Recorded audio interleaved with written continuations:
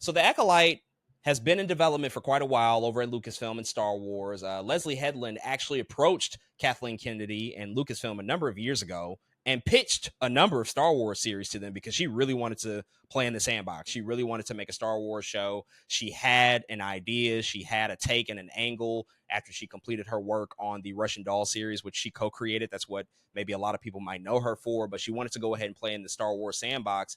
And so she decided to pitch this show, The Acolyte, which they agreed to go ahead and make and distribute and ultimately release last week on Disney Plus. And this is going to be an 8-episode first season for The Acolyte. Disney Plus rolled out the first 2 episodes. And this series is also notable because it takes place really in an era and a time period that we haven't truly explored in live action in Star Wars. It takes place post High Republic, but definitely before the Skywalker saga, about 100 years, they say, before the events of the rise of the Empire. So that might be the Phantom Menace, Attack of the Clones, Revenge of the Sith. So. About 100 years before that era in particular. And so we're kind of examining, again, an era of Star Wars that we just haven't really touched in live action up until this point yet. Many expanded universe things used to touch this era quite often, and now, obviously, Lucasfilm, they're doing their own thing now. They're kind of creating new stories and new timelines and really kind of starting from scratch ever since they purchased the property back in 2012. But now this is going to take us into a brand new era of Star Wars, and definitely with the show, something entirely different than I think a lot of what we've seen previously. But let's talk about the first 2 episodes and just give our initial thoughts. What did you think so far about what you've seen out of the new Star Wars show, The Acolyte? I'm pretty annoyed with the Acolyte so far. I was rooting for this show because I did like the trailers. And I think how I feel does allude to how you felt when you were watching the trailers of like, it's just another, Star Wars thing. They do this thing and we get into this loop of what is this? And unfortunately it does fall right in line with all of that. It's just kind of mid. It's not terrible. It's not the worst thing I've ever seen, nor is it amazing. And I think that's what makes me so frustrated. The Acolyte is a show about again, like you said, 100 years before the rise of the Empire, and there's an assassin on the loose. And the assassin is killing Jedi, and we're trying to figure out why. And Amanda Stenberg is the star. And when I hear the Acolyte and when I see the trailer, what I thought was going to happen was we would see a lot of things. We would see the perspective of the Acolyte. I thought the Acolyte was going to be the main character. I thought we were going to be spending time with them, figuring out why they're doing this. Or if not, I thought it would be like this big murder mystery. We don't know who it is. Or even if we do, that our protagonist, whoever that may be, might not figure out until later. You figure out the middle of the first episode, pretty much. You're just like, oh, that's who did it. And it's frustrating for me because I think I expected just something else. I expected, how your trajectory for some of your shows are going, especially ones that aren't Andor, The Mandalorian. Let's bring something new and fresh to the table, and they don't do that. I think one of the other things I was excited about was the combat kind of coming back. Some of that, I needed some of that choreography, give me some of that cool stuff. And the Acolyte does start with what you see in the trailer. You do see I'm blanking, what's her name? Matrix. Carrie-Anne Moss. Carrie-Anne Moss. You do see Carrie-Anne Moss and some of that combat early on. Literally what you see in that trailer or the first look, because a lot of people have seen that first look of the Acolyte. It's like the first 10 minutes. And then that's kind of it. Out of what, probably the 80 minutes, 40 and 40 or something, I'm around 40 and 40 that we've seen. That's kind of been the best part about the show. And it doesn't really happen again. A lot of the plot points so far have been very predictable. It feels like something I've seen before. They do some weird stuff with the Jedi that are already present. The Sith, the Sith presence, you don't know what's happening. Again, this is the first 2 episodes. There's a lot to watch. But what happened to Hooks? Like, you got to get people in the first 2 or in the first episode, but you released the first 2 episodes. Maybe they needed to release the first 3. Maybe there's something coming this week that I don't know about. I don't know. But all I know is that right now, the Acolyte is disappointing. I was hoping for some more style with the show. There's not enough style to. I was hoping for something different. And I hate to keep comparing, but that's what Andor gave me. Andor gave me something more gritty, to hang on to. That's in Star Wars. It gave me something else to get excited about. A different tone. This tone, I feel like I'm watching like a TV something, like just a TV show. I feel like I'm watching something on the, I don't know, the USA or something, the CW. Damn it, I feel like I'm watching something on the CW, and it's unfortunate. I really wish it wasn't like that. But yeah, I'm very frustrated with this show. Again, we still have 6 episodes to go. It's not the worst thing I've ever seen, but oh man, y'all got to come out the gate swinging, and unfortunately, this show did not do that. Listen, the big problem with Star Wars that's just become glaringly apparent is that all new Star Wars material, all new Star Wars productions are just about Star Wars. They're not actually about anything. It's just Star Wars Mm-hmm. about Star Wars. There's a few exceptions, of course, Andor being the most notable exception, because that show's actually about something. That It's show's about about something, oppression and systems in place that are meant to keep down the working class and the boots on the ground that help create and create this uprising and this rebellion that ultimately took shape in the original trilogy. And occasionally we've gotten moments where it's like, yeah, they're actually talking about something. It just so happens that this is set within the Star Wars universe. But too far often now in the past few years, we've just seen that they're just making Star Wars just be about Star Wars. It's about the Force. It's about Jedi. It's about Sith. It's about these ideas that we have long been introduced to. They've been in our public consciousness for almost 50 years now, but they're not taking any of these ideas into new interesting directions. The premise of the Acolyte felt like it could have been that because it is supposed to be a little bit more of a murder mystery whodunit.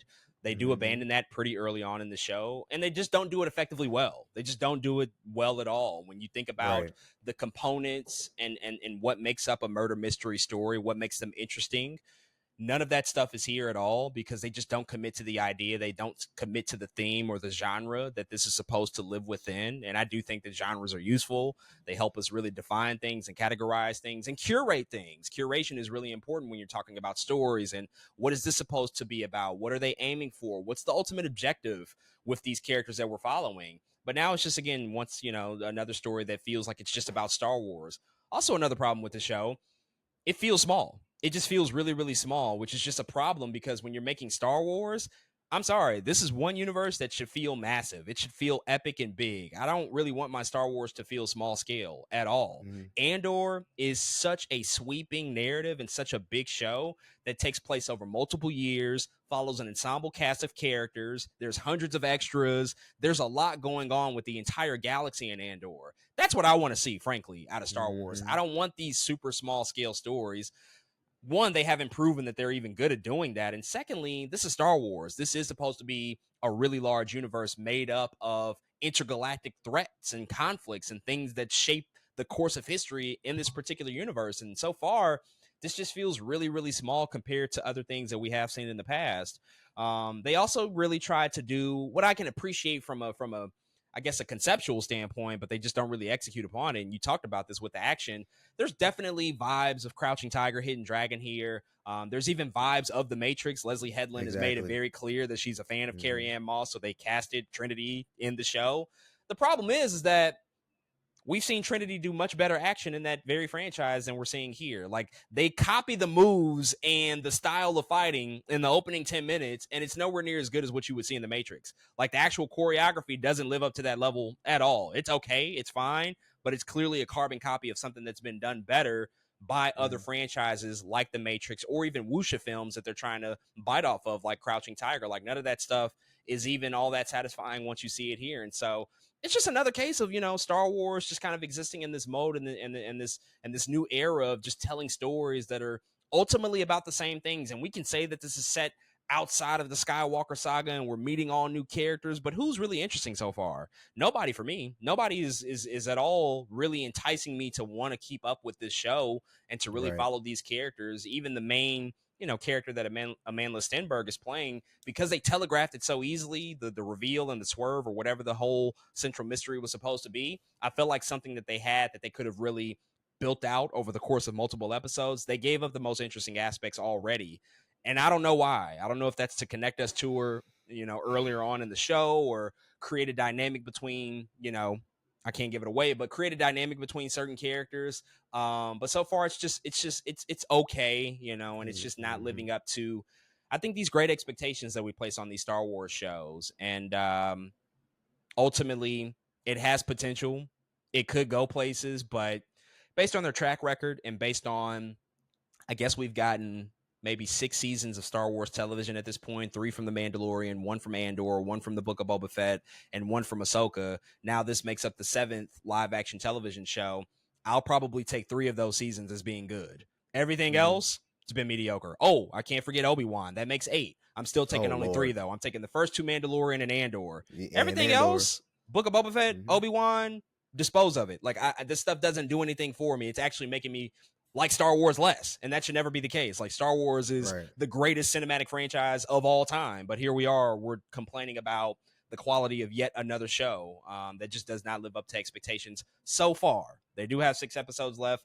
Let's see what they can do. We'll certainly revisit, but I do want to ask you this because you talked about this on just the fact that it's not that great, and it should be great. Like you expect it to come out of the gate and really be a home run instantly, which I agree with. It should be like we Mm-hmm. shouldn't have to wait 6 episodes or 7 episodes for something to Exactly. show its greatness. This series cost $180 million. It did. It's significantly expensive. This is movie level budget, and this is not new. Many of their shows cost a lot. I mean, this is high production value. It is set in Star Wars. Like, you have to pay a lot of money to bring this stuff to life. But the question I want to ask you is making just an okay show or just a good enough show acceptable when budgets are that high? Like, can we even justify the existence of these things? Like, they're going to make them, obviously, but I don't know. I talked last week about having base hits and some movies just being good is totally fine and okay. And I still wholeheartedly believe that. But I also believe that when you make something that is so spectacularly expensive, near $200 million, I'm actually expecting something that's going to be pretty phenomenal at that point because I want to see Mm-hmm. the money on the screen. I want to see what it all took to make this hopefully an amazing show. Andor costs like 250. I see the Yeah, 250. I see the I see it. production. I see the Mm-hmm. story. I see the actors and the talent that it's involved. Totally hit it out the park for me. But I guess that's the follow up question. I mean, is it just okay? You know, now that we're in this era of really increased spending on these valuable properties, is it just okay and just fine for them to create shows that are okay and they're fine, but they're probably not going to be as beloved as we would hope them to be? No, because that's not why we're here. I'm here for the goodness, man. Make it good. I'm here for good stories and things that I can latch onto because, that's why I'm here. I really love stories. I really love storytelling, the art of it. And, like you said, if you're going to have a budget like that, you got to come with it every time. And I think that's some of the feedback, and like you said, we have been talking about the box office and things lately. Like, I can at least say, as bad as Mad Max Furiosa is doing in the box office, at least that movie is good. You know what I'm saying? At least I can see where the money went. And when I watch the Acolyte, I hate that feeling of like, but where is it? Like, you know what I'm saying? Like, I hate that feeling. It actually drives me crazy because it's like, well, why did we spend this much? And not only that, it feels like they're doing things worse with more money. It's so weird. It's like, why does this thing look like this with more money? It feels like we're caring less and less every day. And it does get me thinking about, the comfortability of some of these studios. And one of the things I think that made some TV shows great was like, you got to have a good pilot or else it ain't going to be on TV no more. And a lot of these, a lot of the studios they have the luxury of like, but like, this show is going to exist because we made it. You know what I mean? Like, the pilot doesn't have to be that good because they're just going to make it anyway. And that's a annoying place to be, in that looking at people be too comfortable, and we're still there, man. So overall, yeah, no, just because it costs a lot, we gotta hold that expectation high that it also still has to be good. Mediocre TV is not for me. None of this. I don't care how big of your franchise is. It should never be for you. You should always set out to make the best thing possible. You should always set out to tell the best story possible with as much as love as possible. And that is what's going to make people come back. Because like you said, slowly and surely, you're making me care about Star Wars less, and I'm the one of the biggest Star Wars fans ever. You know what I'm saying? Like I love Star Wars, so it can't continue like this. It just can't. And I do think that they put their best foot forward. I think you have to when you're working in this system. Like you have to try to make the best thing Mm-hmm. possible. But for whatever reason, they keep coming up short. They continue constantly, time after time, with all of these television shows. They come up short to make something that's just not. It's not hitting the benchmarks I think that we would associate with this franchise and the levels that we would Mm-hmm. want them to be at. There's something consistently happening here, and I don't know exactly what it is. I have suspicions, but it might be just due to an experience factor. Hollywood and streamers, and we've talked about this with Marvel. They are hiring a lot more people that aren't probably as well versed and experienced in this type of filmmaking as they should be, because just because this is a Mm. TV show and just because Leslie Headland has primarily worked in TV doesn't mean that she's made a tentpole television show that costs this much money, which is an entirely Mm. different thing. Like making a near $200 million streaming television show is not the same as making a show for NBC that's coming on Sunday Right. nights. Not the same Mm-hmm. world by any stretch, for better and for worse. And so I think also just like the experience factor and who they're hiring, that plays a big, I think it plays a big factor into this stuff. Look at Tony Gilroy. That guy is supremely talented and supremely experienced in movie making. He's been doing it for decades. He knows how to make movies, and he's made movies with all studios across Hollywood. He's done it with all shapes and sizes in terms of stars. And so the idea of him stepping up to the plate to do a streaming show that's basically shot like a movie, that's not a novel concept for him. He's done it. He's done it dozens Mm-hmm. of times. So to get a product like Andor that exceeds all expectations and is probably the best thing that they put out on a streaming perspective, it makes a lot of sense to me. It's not a surprise at Yeah. all. But a lot of these Mm-hmm. other filmmakers that they're bringing on, or these other showrunners, I just transparently, I just don't know if I don't know if it makes sense. I just don't think that the work and the experience aligns necessarily with the types of stuff that Disney produces. And that's Yeah. on both the Lucasfilm and the Marvel front. I've talked about that constantly with Marvel, the showrunners that they hire, showrunners, quote, air quotes with that. The people that they hire to be behind these shows, and where they come from, like that plays a big, big, big role into how these things ultimately come to life, and just our, Yeah. our our association with them and how we're interested in them. And of course, I think most importantly, the retention from week to week. Yeah, it had a big premiere. A lot of people watched the first two episodes, but will they continue to show up? Will they finish out Mm. the series? Is it interesting Mm. enough to get them to come back? I don't know. And to what you said earlier, we're not doing proof of concept pilots anymore to even prove to show that you deserve to be on the air. Exactly. We're just making these things because ultimately they got to feed the beast and feed the machine and make as much Star Wars as possible, because we're not getting it at the movies, so we can only go to Disney Plus to get it, and unfortunately, much of it is mediocre. So we'll have to see how the rest of the Acolyte turns out. I'm sure we will revisit the show over the course of the next few weeks and potentially as it wraps up come later this summer. But folks, those are all of our thoughts on the brand new series, the brand new Star Wars original series, The Acolyte. If you've checked out the first two episodes, definitely hit us up and let us know what you think.